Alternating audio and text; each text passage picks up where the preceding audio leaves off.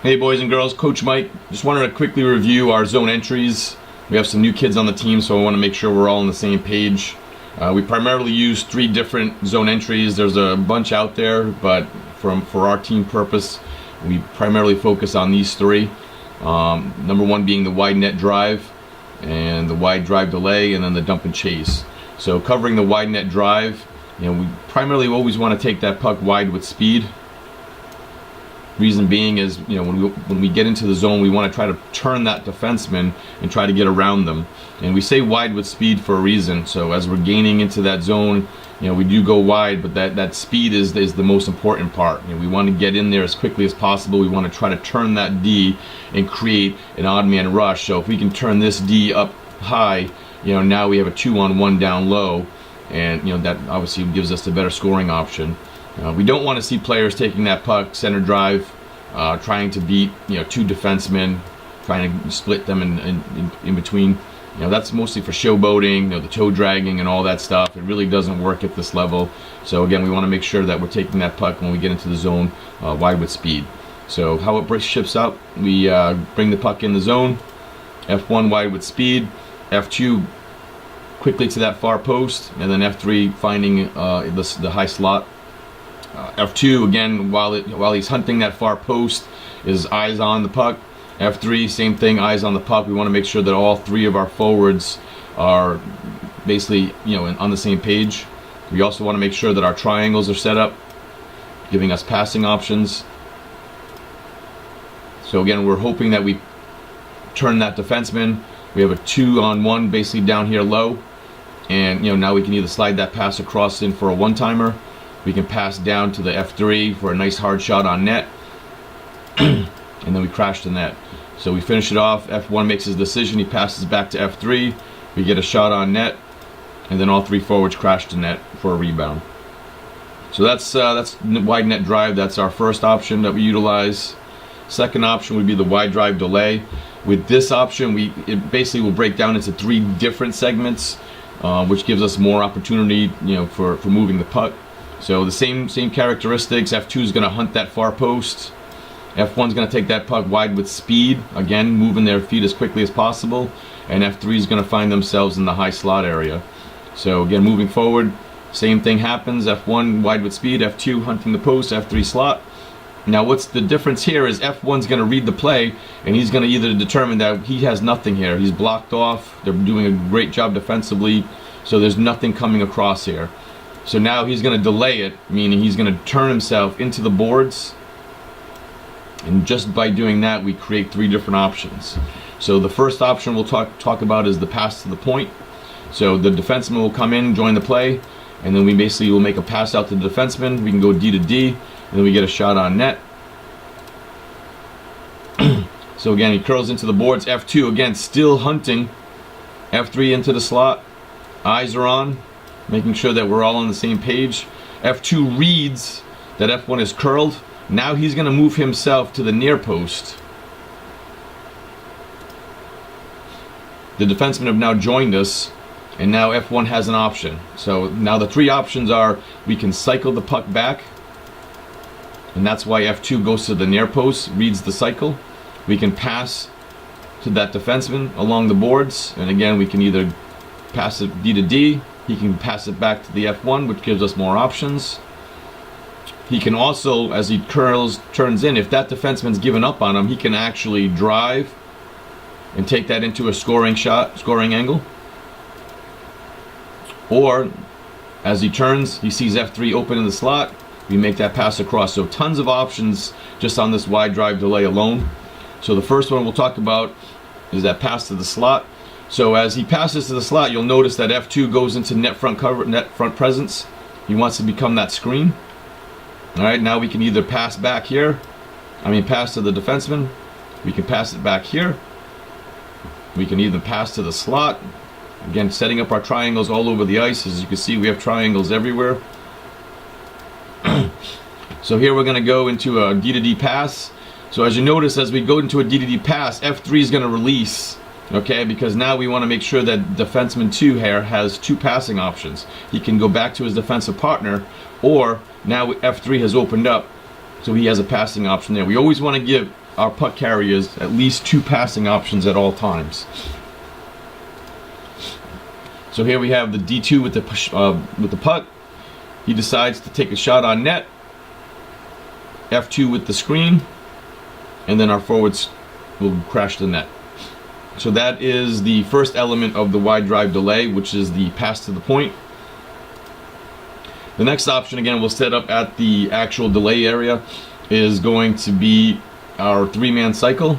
So again, F2 reads that F1 has curled. He's going to go to the near post. F1's going to dump the puck back. F2 reads it. Okay, he's going to go in and grab the puck. F3 is now going to become the F2. F1 will now become the F3, and they basically just continue to cycle the puck until a scoring opportunity is open. So F2 grabs it, F3 reads the puck, reads the play, becomes F2, and F1 goes into the scoring slot for becoming F3. So again, here we again have more options. F2 can pass it to the point. If he feels that F3 is open here in front, he can get a shot. He can get a pass across there. We can pass it to F1 in the slot for a shot. So again, lots of options. We have triangles everywhere.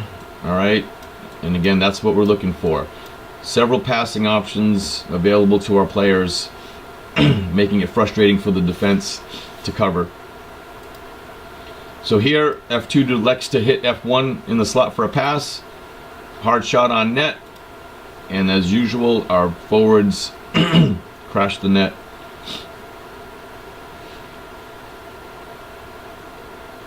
Now we move into the last segment of this.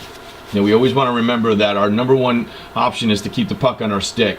Dump and chase is our last option, and that's what we utilize if we don't feel we can gain the blue line. All right, our last option is to throw that puck deep into the corner. Now what we see a lot of times is the F1 just reaming that puck as hard as possible.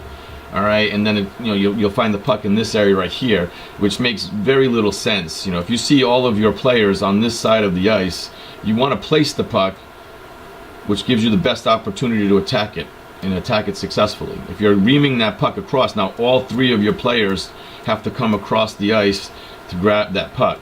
So as we dump that puck in, we want to put it into the same corner that we're attacking. All right, F1 will read the puck, attack the puck. F2 is going to be our read and react player, and then F3, as usual, will hit that slot area. Now F2 is key here. All right, we'll play it through. Dump the puck in. Players immediately start reacting. So again, F1 attacks the puck. F2 is read and react. Okay, read and react basically holds 2 different purposes. Okay, we need to read the play. If that puck is in a situation where that defenseman's already taking it, so instead of coming on the boards here, that F2 is going to read it and try to intercept here.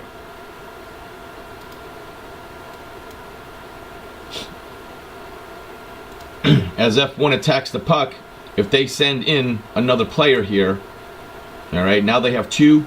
We're going to do the same thing, and F2 is going to react and drop in, so we have a 2-on-2 option. So we always want to make sure we have numbers on a puck.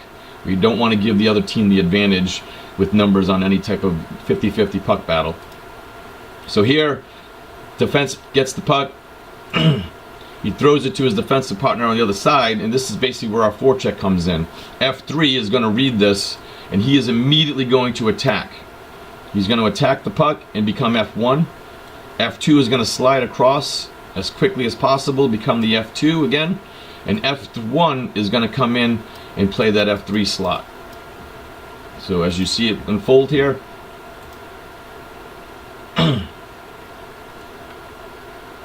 again, attacks the puck. F2 read and react. We don't want to give anybody the opportunity to get the puck out of the zone. It's aggressive.